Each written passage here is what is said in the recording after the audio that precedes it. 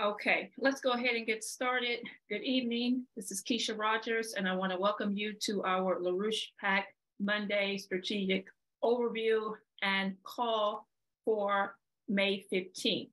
And as we started on last week with the presentation and discussion that took place with myself and Brian Lance, we want to develop the concept around a project for a real American presidency, starting with Trump's Agenda 47.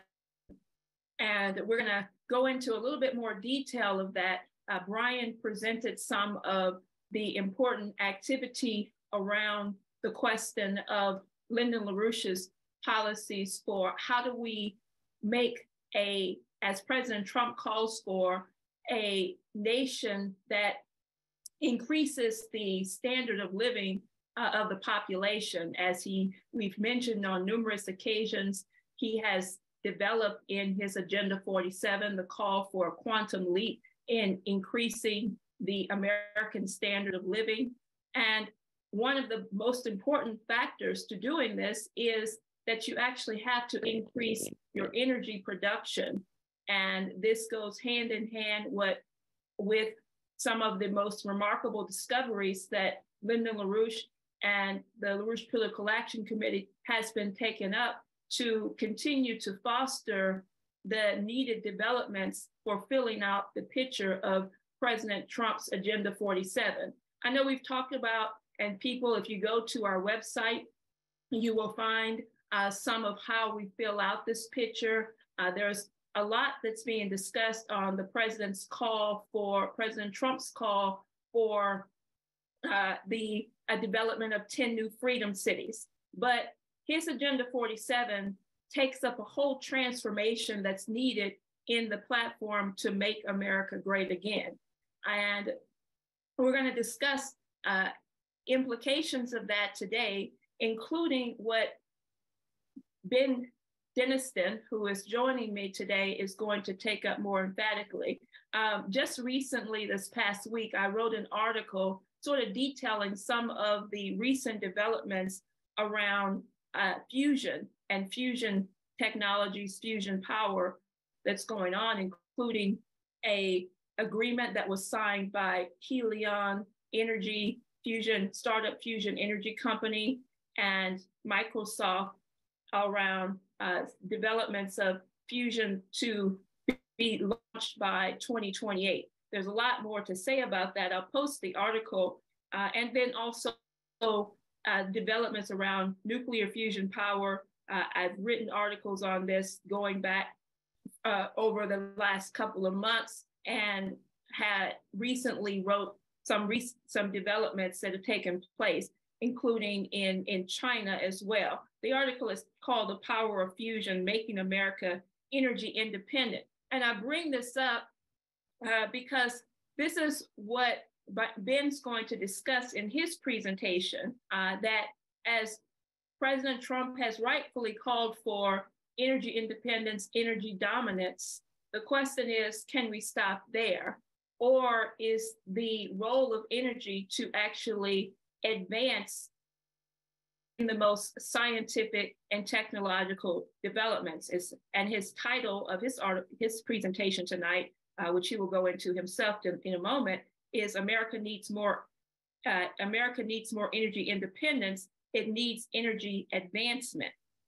And just to make a few highlights here, in a second, what I want to do before I turn it over to Ben is I want to highlight a couple of things that have taken place this week to put into focus why this discussion is so important.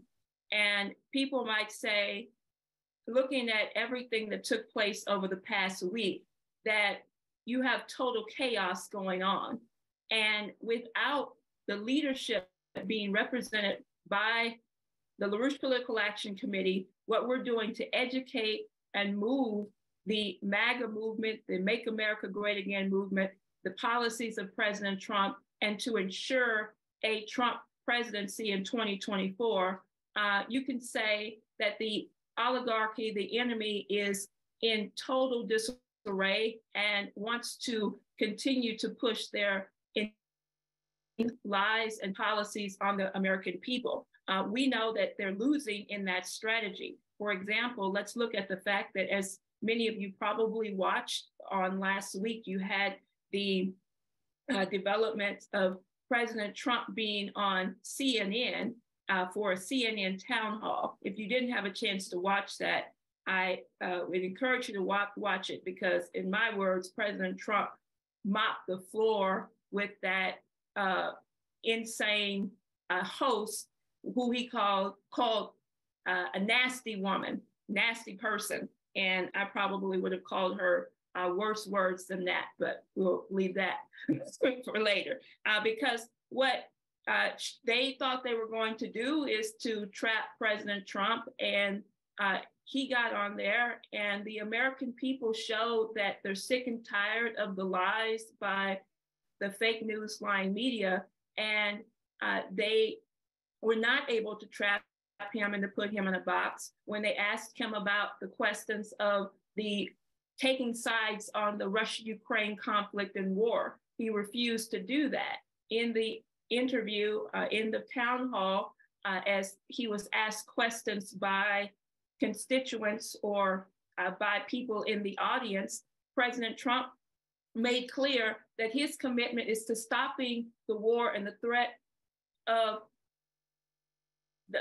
stopping all of the deaths that are happening and the threat of thermonuclear war. And it wasn't about taking sides, and it was more about the question of we have to stop the killings.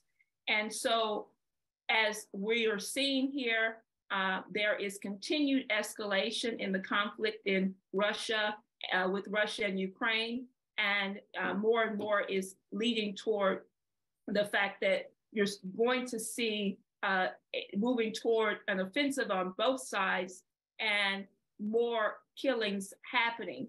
So without President Trump, who has made clear that he will step in and bring forth negotiations amongst both sides, we're not going to see an end to this.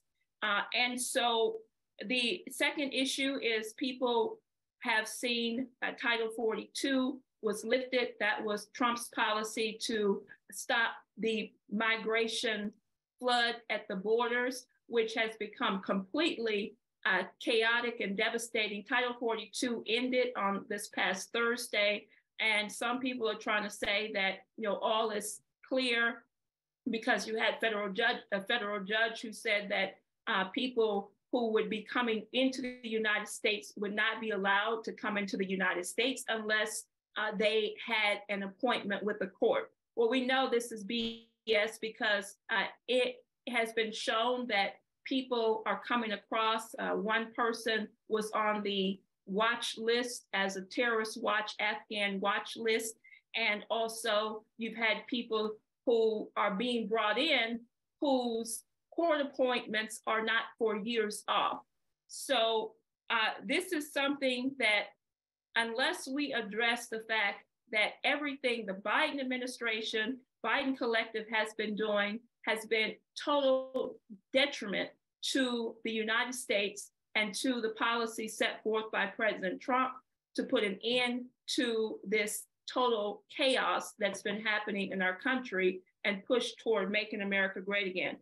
Last thing on some of the latest developments that I want to just mention here, which are extremely important, is that there was just a new release that came out, and the report by Special Counsel John Durham.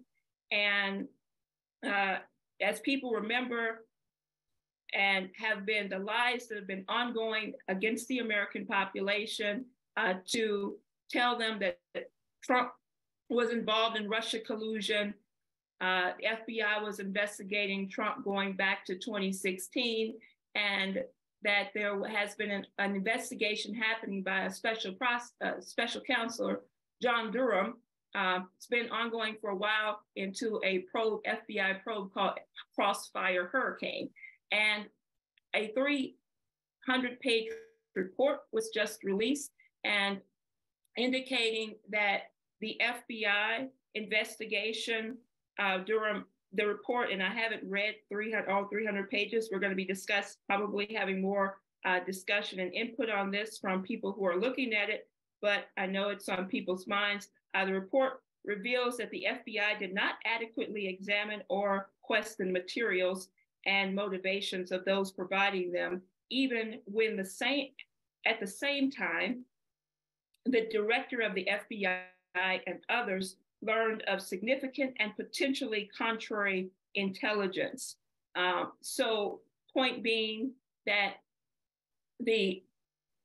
that this whole probe and targeting attack on President Trump as being involved in Russian collusion, as we've already said numerous times, it's already been revealed, this was a complete lie, a witch hunt, and an operation against President Trump, and it's now being totally revealed as so. So look forward to more updates and reports from LaRouchePAC addressing these matters. So finally, as said, I want to play something and then turn it over to Ben to set the stage for what he's going to discuss, and also make sure that, here we go here. Everyone goes to LaRouchePAC.com. At the very top of our website, we feature President Trump's Agenda 47 and numerous of his speeches that he's put out, and our responses and reactions and articles going into further development. So, as I said, one of the speeches that President Trump puts out, and these are short videos that he's done in his Agenda 47, reclaiming American energy dominance. And I want you to listen to what he says is his commitment to that. And we're going to take this a step further as Ben develops what that really means. Joe Biden's war on American energy is one of the key drivers of the worst inflation in 58 years. And it's hitting every single American family very, very hard. Biden reversed every action I took that achieved energy independence, and soon we were going to be energy dominant all over the world, energy dominant. He canceled the Keystone XL pipeline. He re-entered the horrendous Paris Climate Accord, so unfair to the United States, good for other countries, so bad for us. He put up huge roadblocks to new oil, gas, and coal production, and much, much more. In effect, Biden's anti-American energy crusade is a massive tax hike on everything. Higher energy costs raise the price of food, raw materials, shipping, transportation, construction, manufacturing, and everything else. The country that now benefits most from Joe Biden's radical left Green New Deal is China. High energy prices in America are a gift to China, a major factor in driving our heavy industry overseas. If you want to be an advanced manufacturing nation, you must be able to produce low-cost energy. You'll never be a rich nation without it. And if you want to... All right. I'm going to encourage you. I'll put that in the chat for people. And as I said, you can visit our website and listen to the full thing. But I want to start, I wanted to play that to transition over to Ben so he can address what that actually means and why we have to even go a step further than just energy independence, but the question of energy advancement, which is extremely important when you're addressing the fight that's going on right now in the Congress around the debt ceiling as well. So we'll talk more about that after Ben does his opening remarks. Let me let him on here. Great. All right, great. Go ahead. Thank you, Kesha. Glad to be on with everybody this Monday for our strategic overview discussion. We got some fun stuff to cover, and I'm looking forward to the discussion for the people joining us live on the Zoom here. So as Kesha mentioned, the theme here I'm going to talk about is America first needs energy advancement, not just energy independence. There's a lot of talk from Trump, from others in the America First movement, which is not bad. It's good. Energy independence, everything that short clip that Kesha just played of what Trump said, getting out of the Paris Climate Accord, couldn't agree more. There's some serious discussion about the catastrophic state of the U.S. economy, the U.S. energy sector. Another thing Trump has absolutely right on in that clip is the role of energy and overall inflation and price rise throughout the economy and costs of goods throughout the economy. Energy is integral to that, absolutely. But we need to take it further. We need to go further. So that's why we're talking about energy advance, not only independence. We need both. And what we are highlighting at LaRouchePAC is certain elements of Trump's Agenda 47, which are moving absolutely in the right direction. Kesha played this clip on American energy independence. I want to also highlight his emphasis on a strategic national manufacturing initiative. Quoting from his website, it says, President Trump's America First trade policy will replace the current system of punishing domestic producers and rewarding outsourcers with a new system of universal baseline tariffs that rewards domestic production while taxing foreign companies. Now, I think it's incredible. We have a former president, hopefully soon to be again president, talking about tariffs, talking about protecting and facilitating the development of domestic manufacturing. Again, it's been so long since we've had somebody who at least understands this basic conception.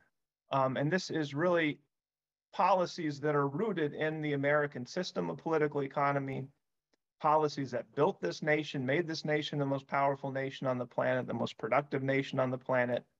So it's great, but also so necessary and quite frankly overdue that we have a national discussion on sane economic policy. And we're beginning to see that, right, with the Agenda 47, this energy independence, and there's plenty of the freedom cities and a lot of what we've been covering on LaRouchePAC. But it's our role to make sure we take this further and make sure this rises to the level that's needed. And so that's what we kind of want to talk about today a little bit.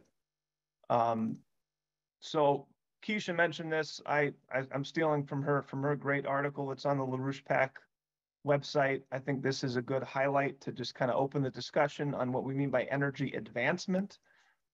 So this is a slide on Helion Energy. So this is a private fusion company in Washington State that's been working very diligently, somewhat under the radar, as some would say, to develop fusion power. This is a kind of smaller scale, more agile private company just trying to get this going. So what they've developed a lot faster than some of these very large government programs, which are doing a lot of good work, but they're just chronically underfunded and tend to move very, very slowly. And just recently, if you didn't see Kesha's article or you didn't see the headlines, Microsoft has awarded a contract to Helion Energy to provide electricity generated by fusion power by 2028, which is pretty incredible. So you're not only talking about if you're familiar with some of the discussion on fusion, there's a lot of milestones that are talked about, getting above break even. So your fusion reactions are generating more energy than you're putting in to get the fusion reactions. That's a major milestone that's still being struggled for across the board with all kinds of approaches to fusion. Once you get to that, and once you can kind of maintaining that, right, not just hitting it once, but maintaining that consistently, then it becomes a question of, well, now you're generating more energy, but are you actually converting that energy to electricity? And are you getting to a situation where you're actually generating electricity that can be utilized, right? So what you might call what the term's often called demo or demonstration plant, where you're demonstrating not only do you get more energy out than you put in, but you can convert that at excess energy into electricity and utilize that electricity. Well, then on top of that, is it economically viable, right? I mean, if it's a crazy expensive plant and it's, way more expensive than other forms of electricity generation, then, that doesn't do us a whole lot of good either. So, there's fusion's an amazing technology. I'm not trying to, downplay it by any means, but these are the milestones that are out there. This company is, is now on their necks on the line with a contract where, they're going to see the consequences if they don't deliver to actually, get past break even, get to electricity generation, consistent, stable electricity generation, and in a position where they can do it in an economically viable way as early as 2028. So that's amazing news. I think it's incredible news. You can go look up the company and see what they're doing. They're currently building their 7th generation machine, which is going to generate above break even, demonstrate above break even, and try and get more consistent reactions. They're already designing, moving towards their 8th generation, which will follow that, which will be the beginning of a commercializable design, something that can actually function, put electricity on the grid. So this is incredibly exciting stuff. It shows that fusion power is, despite, and this we could go into this in the Q&A and discussion. We've got a lot of stuff on this. Despite the incredible lack of funding, lack of support, and even politically outright sabotage for fusion, and the whole nuclear regime generally, fission and fusion power together. Despite all that, we're seeing some progress. So this is very exciting stuff. So this is what we're beginning to talk, what we want to start to introduce into the discussion when we say energy advancement are things like advanced nuclear fission power and nuclear fusion power to really not just provide the net amount of energy we need, but provide higher qualities of energy, provide types of energy that we can do things with we can't do otherwise, and provide energy at better rates of physical economic neg entropy, which we'll get into a little bit. Providing this looking at how we can utilize major advancements. I think Trump's fully right, and we need absolutely cheap, abundant energy. But the way we're going to get there fundamentally is not only rolling back all the roadblocks on current technologies, but making sure we push into the frontier with new technologies. And, I'm sure people are pretty aware of the incredible energy densities when you get to fusion power and the whole nuclear regime generally. So, this is a comparison I like to make, where if you take a standard 16-gallon gas tank, right? So you can visualize a gallon of milk, right? I don't know if you've ever seen your gas tank taken out of your car, but a 16-gallon gas tank is probably a relatively average size gas tank. How much it costs you to fill up that gas tank, how far you can drive on 16 full tank of gas or whatever, right? So there's a certain amount of energy in that 16-gallon gas tank. To compare that to less energy dense forms of sources of energy, to get the same amount of energy out of coal, it would take about 200 pounds of coal. To get the same amount of energy out of wood, it would take about 300 pounds of wood. I'd like to go back and reconvert these into like a size, but you're talking about something significantly larger in terms of volume amount than a 16-gallon tank. So throughout the progress of human civilization, we've hand in hand with technological advance, increasing living standards, advances in society has been moving to more energy dense sources of power.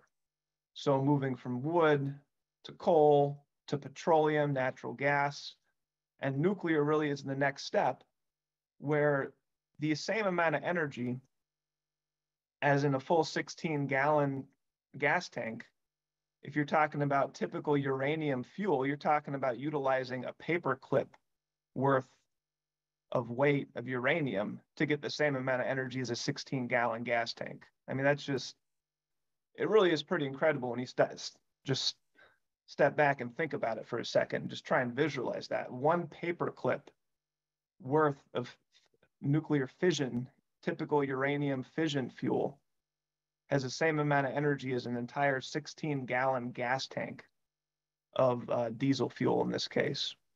Or if you go even further to fusion fuels, you're talking about the equivalent weight as a single grain of rice in terms of fusion fuel is the equivalent of a 16-gallon gas tank.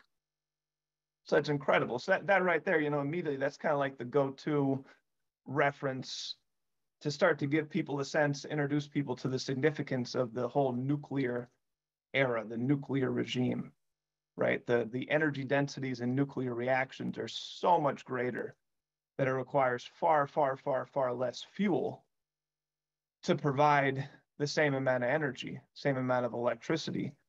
And some of these fuel sources can be far more abundant, far more available than so-called fossil fuels. You're just really looking at opening up the potential for essentially unlimited amounts of energy in terms of all practical uses for the coming generations, especially as we look at things like moving out into the solar system and space colonization and the kind of things that we really should be getting into as a civilization. So, that's kind of like step one, basic introduction as to why energy advancement is so important. Because instead of, I don't know if people realize like how for coal power plants, which, coal power plants in the US are actually fairly clean relative to how the technology existed before and in other places.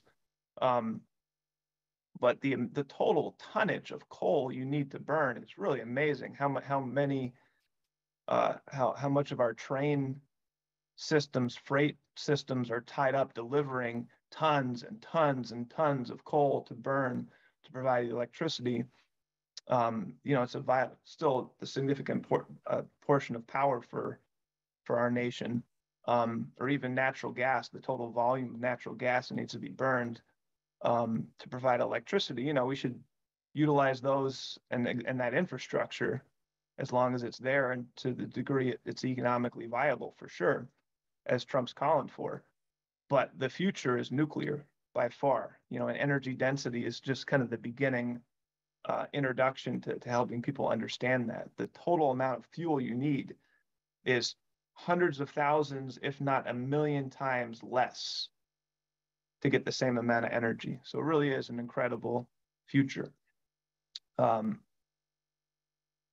I want to take that a little bit further and look at energy advance in a more sophisticated and more important way than just that, because it's not just a question of providing the same amount of energy with less weight and less total amount of fuel. And if you really want to understand what's needed, especially today, as Kesha kind of touched on this, and I'm not going to go into a whole lot of detail on the whole debt ceiling and all the discussions now going on. It's something that we're looking at LaRouchePAC, and we're probably going to be putting out more material on. But we desperately need to grow the economy. That's the only solution.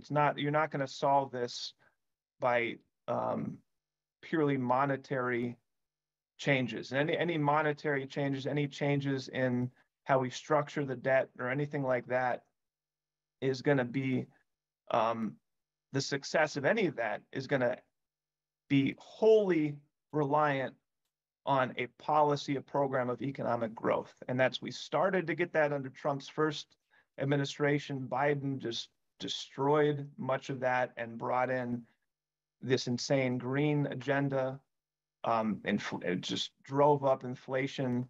We could spend plenty of time talking about the disastrous economic policies of the Biden administration, but we really need to understand what creates real economic growth. And that's where we have a unique and that incredibly important voice in this national discussion now going on. And this is where Lyndon LaRouche's work is just so important and absolutely indispensable right now, because he really laid out a framework by which we can understand what creates real economic growth, how you get real economic progress. And unfortunately, some of it is fundamental contributions that he made to economics. And if people aren't familiar with his work, we have plenty of resources on our website, and people can, I highly recommend things like his so-called economics textbook. So you wish to learn all about economics, but he's written extensively on the subject. So some of it is his unique contributions, but also some of it is just how insane the political and academic discussion has gotten in the last couple of generations. Even things that we used to know, like competent discussions of tariffs and protectionism, like I quoted from Trump's website at the beginning, that used to be far more regular. Discussion on monetary policy, things that the Federal Reserve controls, that used to be far more part of the public discourse, part of the public discussion. Credit expansion, where we're making investments, building up high technology industries. So again, it's so important that that discussion is beginning to occur again in America. We don't have this globalist, academic dominated discussion where it's all about these crazy free trade dogmas, and a lot of the economic theories that have been promoted and imposed upon people in the last couple of generations have really been absolutely devastating in terms of destroying people's ability to think about what kind of economic policies we need. But again, so we're getting some discussion of that going again in this country, absolutely indispensable. So it's time for LaRouche's ideas to really get up front and center in that process. And one framework that he came back to again and again and again over decades is what some people call his bar diagram analysis, what he at certain points called a thermodynamic assessment of an economy. But it all comes back to studying the economy as a physical process, as a physical science. And when you build up the right kind of framework from that standpoint, you're actually equipped to really assess what kind of policies work and don't work in a rigorous scientific way, in a way that you just can't get unless you're starting from the right assumptions. If you're just starting from market theory, and you're just looking at market forces and that's your sole basis, you don't even have the framework, you don't have the language, you don't have the basis to even make the right kind of assessment. So that's why it's so important that we take the time in discussions like this and in the material we're putting out on the LaRouchePAC website to get people equipped to have these discussions. And if you want to talk about physical economy, it really starts central, looking at the economy as a whole, the economy as a totality. We absolutely have to start looking at the relation between the productive labor force and the goods they produce, which are the goods all society runs upon. So that's where we start. You want to look at, all the food that feeds society, all the vehicles that drive us around, all the tools we use for our jobs, all the maintenance of our infrastructure when and where it's maintained, at least. Our homes, the tools we use in our homes to maintain our homes, our clothing, all of that, right? All the physical goods that society runs on. We want to start by looking at what's the relation of that product, that stuff that sustains society, and the labor force that produces it. And to take it the next step further, and then you want to look at what is that labor, what is required for that labor force to do what it needs to do to actualize its productive process. So here you talk about capital goods, specifically the buildings, the plants, the machinery utilized in the productive process, by the productive operatives, the productive labor force to produce the goods needed to sustain society. And to take that one step further, Mr. LaRouche breaks down the different categories of physical good production based on where they're utilized. So we just talked about capital goods, right, which are the goods utilized by this indispensable, this highlighted component of the productive part of the labor force. And then you also have the goods needed to sustain their households, right? Sustain the households of the productive operatives. So the goods not just used in the process of production, but the goods used to sustain their households, their families, and whatnot back at home. And then the goods used to sustain the rest of the population, both their households and their employment, which Mr. LaRouche would generally categorize as overhead. And you can get into extensive discussions about useful versus unuseful overhead and all that. But here we want to kind of keep it a little bit simpler. And so already right here, what you have to begin to think about is the cyclical nature of this process, right? The productive forces in society produce the goods we need. Those goods are then utilized in these different categories of society by the productive workers, by the overhead workers, by the productive labor force, by their households, right, into these different categories.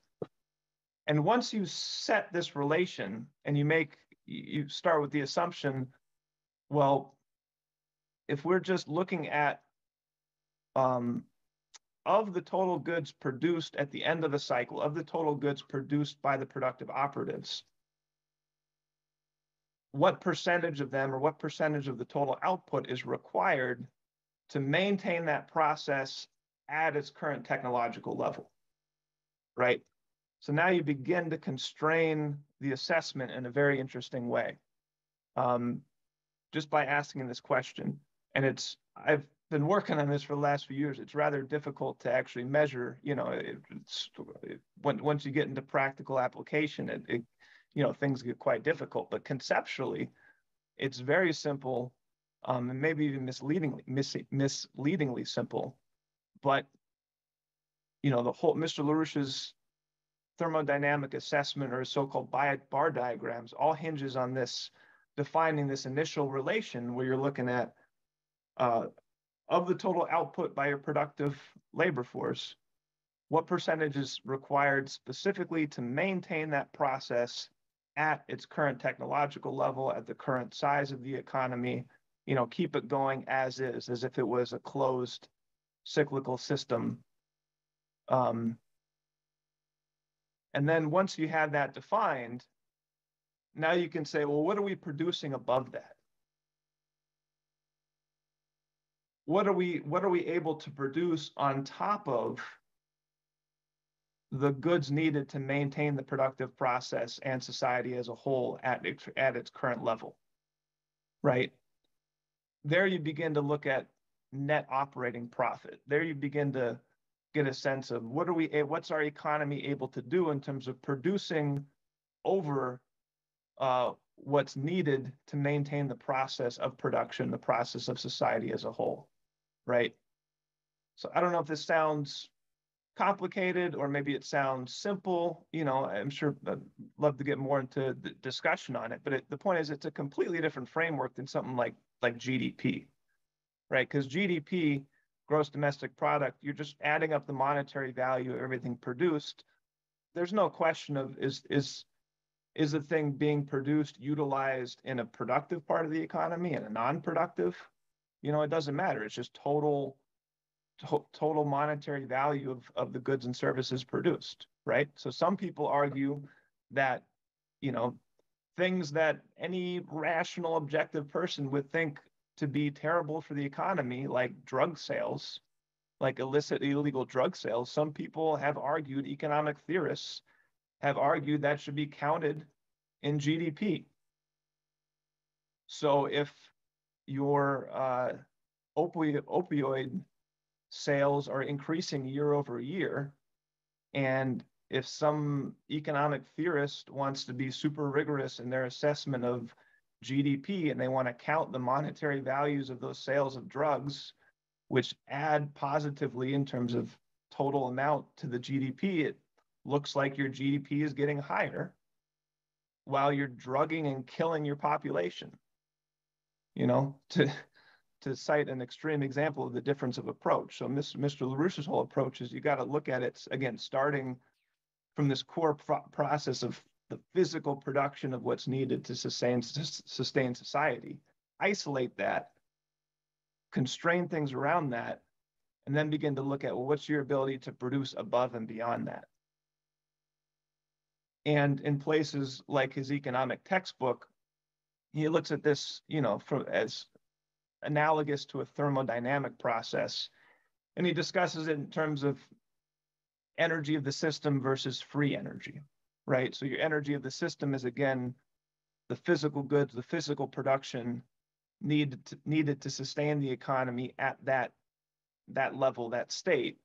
And the free energy is what that society is able to produce above and beyond that, the energy of the system requirements. So there, at that point, you know, when we build up that language, those conceptions, that physical economic framework, only at that point can we ask real questions. Are these investments or are our economic policies increasing or decreasing the free energy cycle over cycle over cycle? If you're increasing your free energy, if you're increasing the percentage of your total output that's not needed simply to maintain the process itself and is available for investment in new areas, you have a negentropic process. If it's going the other way, if you're requiring a higher and higher percentage of your total output simply to maintain the system as is, that's an entropic or a dying system. And I've covered this in more detail in classes last year and some other discussions. I think the case of energy is very useful to illustrate this. You know, you take the green energy policy, you take what Biden's pushing, things like wind and solar. It's just incredibly clear how that's an entropic. It's unfortunately a very good example of an entropic system, where the net amount of capital goods input to generate wind and solar is astronomical. It's crazy. The amount of steel and concrete and wiring and all the physical components, copper, everything that goes into producing a windmill or solar panels and the systems to collect that energy and centralize it and all that, per amount of energy generated, per amount of power provided, it's one, if not two orders of magnitude higher than existing fossil fuels, let alone the potentials of nuclear fission and fusion. So it's very much exactly an entropic process where we're going from, and it all comes down to basic fundamental physical constraints you can't change. It's a very low energy dense source of power. The wind is very diluted. You don't walk outside and, assuming there's not a hurricane or a tornado, you don't get blown, hundreds of feet away just by being outside on a windy day, because the energy density of wind is not high. The power density of wind, I guess you'd say, is not high. Same with solar energy. The total amount of energy hitting a square foot of the Earth's surface is really not that much compared to, what we're doing in modern power generation plants. So to capture enough energy with wind or solar or whatever, you're dealing with such a diffuse energy source, it requires huge land areas. You have to cover with hundreds and thousands of windmills and thousands of solar panels. So not to make this a whole discussion on green energy, but it's just a very useful example of an entropic policy, which leads to a collapsing economy, a degrading economy, and the kinds of effects we're seeing now. But this is getting at more the science of why. It really comes down to a physical process. So what we need is to grow the economy, and Trump's in the right direction on a lot of this stuff. More advanced manufacturing here at home, focusing emphatically on higher technologies, increasing the productive powers of labor. But as we're talking about today, the key to energy independence, cheaper energy, is going to be advances, fundamental advances to new frontiers in power generation. And it's worth mentioning that analogy of a thermodynamic process of the economy is certainly not the final assessment. It's a useful framework to have the discussion, but if you really want to, and this is something that I had extensive discussions with Mr. LaRouche about when I had the opportunity to work with him a number of years ago. But you're really talking about an economy as in terms, the Russian scientist Vladimir Vernadsky had a very useful framework for looking at this, where you're not, it's obviously not the economy sitting in some isolated system. It's part of the universe, but you can understand even those relations in a more sophisticated way. Again, starting from Vernadsky's work, where he looked at what he called the noosphere, which is like the domain of human creative impact on the planet. It's probably an interesting question if you could say, is the noosphere one-to-one synonymous with an economy? Actually, I haven't thought about that directly, so it'd be interesting to think about that a little bit more, what the difference in the terminology is in the way, obviously they're coming at it from different standpoints, but, for our general purposes here, the noosphere, think of the economy, you're dealing with a developing anti-entropic or negentropic process that's operating largely now within the biosphere. But the biosphere itself is not a static, steady state process. It itself is a developing, and I've done some interesting work on this over the years, the biosphere itself over evolutionary time is itself a negentropic and developing process. And it's situated within, on the planet Earth, as Vernadsky would talk about, the lithosphere. And if we take that conception further, you see that's obviously the planet Earth is embedded in the solar system. The solar system is embedded in the galaxy. And if you look at it from this standpoint, you're really looking at human development as the pinnacle of a succession of nested anti-entropic developing systems, each building on top of the other. And you can even measure this, and people have kind of done it in kind of funny academic ways, but you can measure this in terms of the increasing energy flux density of these systems. Energy flux density being a measure of the energy throughput, kind of the concentration of energy throughput is a simple way to put it. But if you look at systems in their totality, an economy, a national economy, a global economy, the biosphere as a whole, you can measure those systems in terms of the concentration of energy flux, the average concentration of energy flow that powers and drives those systems. And what we see is that progress development is consistently associated with increasing energy flux density. So, it just really helps situate where we are in the natural world, humankind, mankind, human civilization, as kind of the pinnacle of a nesting of developing anti-entropic systems, where we kind of have this unique ability to discover, conceptualize the principles governing these systems, and which allows us to transform our fundamental relation to the natural world. It's maybe a very abbreviated way of saying something that could be a much longer discussion, but so it's the economy is not just, it's obviously not a closed thermodynamic system. It's nested within the biosphere, nested within the solar system, nested within the galaxy.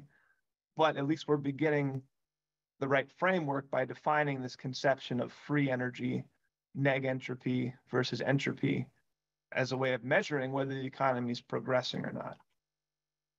So let's just take it back to fusion just briefly. We talked about energy density, right? The equivalent amount of energy as an entire tank of gas, if you have it in terms of weight of fusion fuel, is like a grain of rice, right? So that's pretty incredible. But like I touched on, that's just kind of an initial way of looking at it. There's a lot more interesting features and qualities of fusion energy, which you don't get from lower forms of energy like fossil fuels and so on. I always find it useful to kind of jump to at this point, theoretical technology, but something rooted in some basic understandings of fusion and plasma science, which is the discussion of the fusion torch, which was designed all the way back in the late 60s, when people were thinking about these things a lot more freely and openly, and looking at the potentials of fusion technologies, and realizing that if you got a high enough energy flux density and you had the abundance, not just the abundance of energy, but the temperatures, the concentrations, and really this whole domain of controlled plasmas, which is, again, a whole nother topic. But when you're talking about fusion, you're not just talking about generating heat the way you burn coal in a power plant, or the way you burn natural gas, or the way you combust petroleum in your car to get an explosion to move the pistons, right? A lot of our current energy utilization is really pretty centered around the heat process and the expansion generated by heat reactions and controlling that. When you start to get into the nuclear domain, but specifically fusion, you're really opening up a whole wild, amazing new world where you're not just utilizing heat in the same way, but you're utilizing the ability to control plasmas and control the properties of plasmas to get the effects you want. So, for example, this fusion company in Washington we cited earlier, Helion, their designs for generating electricity off of the fusion reactions are fundamentally different than anything we're doing today. Your standard power plant today, take a coal-fired power plant, you burn the coal, that generates heat. What do you do with that heat? You boil water, you create steam, you run that steam through pipes, you spin a turbine that spins magnetic magnets around coils, and you generate electricity that way. And I don't know if people know, you only get about a third of the energy actually generated by burning coal becomes electricity. So there's fundamental limits on that. There's, we can improve it somewhat, maybe get into the 40% range with certain more advanced systems, but even nuclear, similar, other, anytime you're using this kind of heat to steam turbine cycle, what they would technically call the conversion efficiency is actually relatively low. With fusion, you open up this whole world of things like what they call direct conversion, where you can actually, the fusion reaction is occurring in a plasma. A plasma itself has magnetic field and electrical properties, and you can actually directly utilize those changing electrical and magnetic fields to induce electrical currents in apparatuses around the device and bypass this whole heat cycle process. And you can get far higher efficiencies. You know, I haven't seen the details on how their designs are for the Helion reactors, but you know, people have done designs 50%, 60%, 80% conversion efficiencies. So you can even get far more of the actual energy generated by your fuel converted into electricity, because you're entering a whole new domain of controlled plasma processes. And so the whole fusion torch idea, if people are not familiar with it, I'm sure many of our viewers are because we've talked about it a lot, but the idea is you could actually break down ores and separate them out, and separate out the elements and even the isotopes you want to concentrate resources. You know, and so kind of the maybe a bit speculative, but you know, the visionary idea is you could just go to landfills, which are, you know, filled with trash. But what's the trash made of? It's made of stuff, elements, chemicals and elements that we utilize that were part of the economic process because they were used to produce the stuff before it became trash. And you could re-separate it out and concentrate, you know, just the silicon or just the iron or just the aluminum or whatever, and you can get, you know, or even potentially down to the isotope level.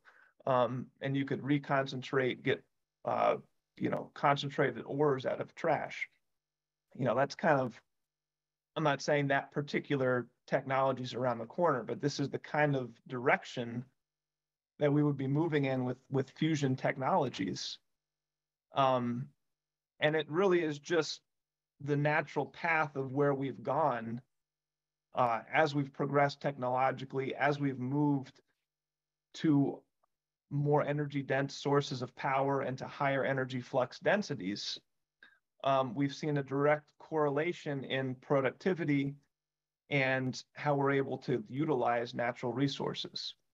And this is an example I like to cite. This came out of a study that Mr. LaRouche commissioned in the 80s, where he had a team look at the relation between energy flux density, technology, and the productive powers of labor.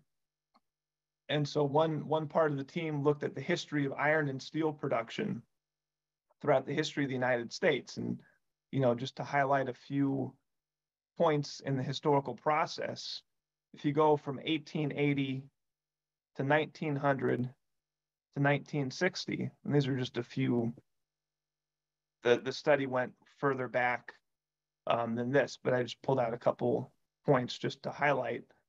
So between those eras, you had new technologies developed in terms of the blast furnaces that are used to make iron and steel. And one of the key fundamental characteristics of those new blast furnaces at each successive step was they would operate at higher and higher energy flux densities, higher and higher concentrations of energy throughput, energy density in the reaction process, which led to successively higher and higher levels of productivity. So the productivity in these terms went from like an average of 33 tons of iron or steel produced per operative in 1880 to 70, so more than double in 1900, to 127, almost double again by 1960. And that's directly correlated with these increases in energy flux density. And if we bring that back in terms of this bar diagram analysis, or you're looking at the productive labor force, the percentage of our labor force at those historical times that was engaged in this area, iron and steel production, didn't fundamentally change. It stayed about the same. So without an increase in the percentage of your population employed in this industry, they doubled and almost doubled again the total output per operative, vastly increasing the production from the relative same size of the labor force, driven by advanced technologies which were intimately connected with higher energy flux densities. So where are we going with this today? Well, again, looking at work Mr. LaRouche did and commissioned and was very involved in, looking at the frontiers associated with what I might call a fusion economy or a fusion, an era of fusion technologies. People were looking at some stuff that I would call it precursor steps towards a fusion torch. So not necessarily this full fusion-based plasma system that could separate anything down to its constituent elements, but beginning to utilize much higher energy flux density reaction systems that begin to actually ionize or create a plasma, or at least a partial ionization of the material you're working with, to allow you to have much more efficient separations and production of raw materials and production of key goods. So just to read a quote from this earlier study, the technologies are close at hand to overcome this important dependence in a revolutionary way. And I should mention, actually, this article was, so kind of connecting us back to where we started. This was an article from 1985, right? So a while ago now. Done under Mr. LaRouche's direction, where the subject was how plasma processing technologies, again, moving in the direction of a fusion economy, can end our reliance on foreign input of key raw materials. It would allow us to produce these things domestically that even at that point we were importing from around the world, right? So it just shows you how long it's taken to have sane leadership come back to power in this country to reinitiate this kind of discussion. But we were ahead of it, all the way back then when this process first started, when we first started really, outsourcing our industry and moving to this cheap labor, outsourced production and really destroying the United States as a productive powerhouse. But anyway, so we were saying even back then, the technologies are close at hand to overcome this important dependence in a revolutionary way.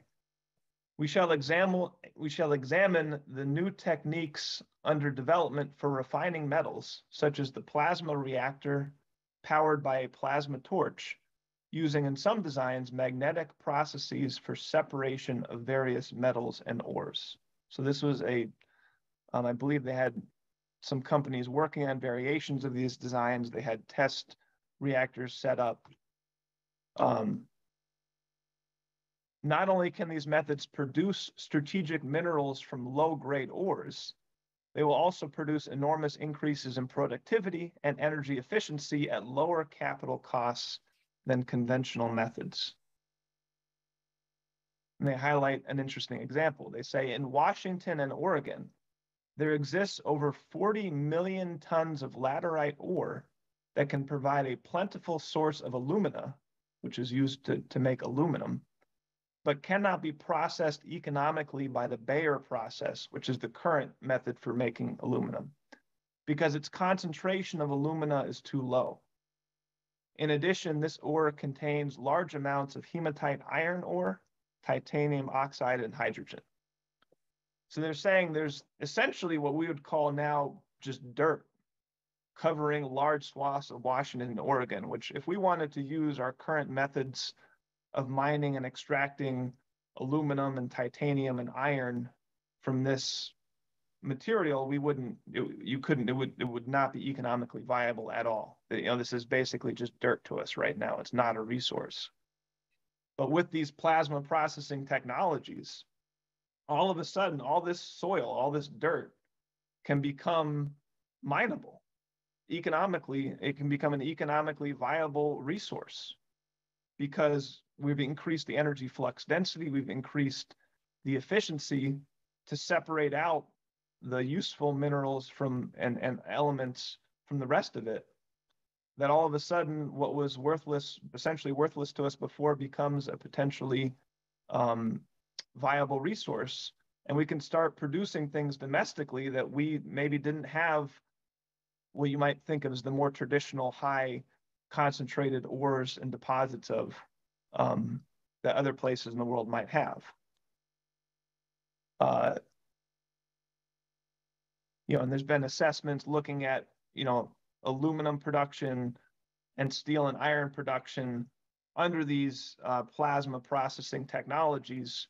You're talking about, an order of magnitude, if not more, in terms of the productive output per operative, utilizing these technologies. And I'll just conclude from this same article, which I like. They say the technologies discussed above define the next species of reducing power in the intermediate goods production. At the point of application of the plasma torch, they each have roughly an order of magnitude greater energy flux density than existing processes. The future will entail integrating ore separation plants with a fusion plasma source. Beyond that, our task is to mine the moon, the asteroids, and the stars. So that's what we're saying. That's the kind of discussion that we need to introduce into the national debate now. It's been, again, we've suffered from now 2 generations of small thinking, crazy environmental dogmas, extensive demoralization, and outside of certain areas in tech, what people today would call the tech sector, which that could be a whole subject of discussion in and of itself. Outside of that, very, very little, if any, fundamental technological progress, especially when it comes to core physical economic metrics, production, fundamental infrastructure, and so on. So, we have an absolutely indispensable role into looking at these frontier areas and bringing this into the discussion again, and getting a sense of, where are these areas, where can we revive these technologies, who's looking at these technologies, how can we get this process going again? Because, these aren't just like fascinating ideas to geek out about or get excited about because, I happen to like this technology and Kesha happens to really be a fan of that technology. No, this is rooted in this Mr. LaRouche's fundamental science of physical economic progress. This is getting to the core of how do we actually accomplish what the America First movement wants to accomplish? How do we revive our nation? How do we increase the productivity of our nation? How do we overcome just the terrible economic deficit that we've created for ourselves under, again, now 2 generations of absolutely terrible economic policies. So I'll leave it at that. That's, I think, plenty for discussion, and looking forward to hear what people think and what they have to say.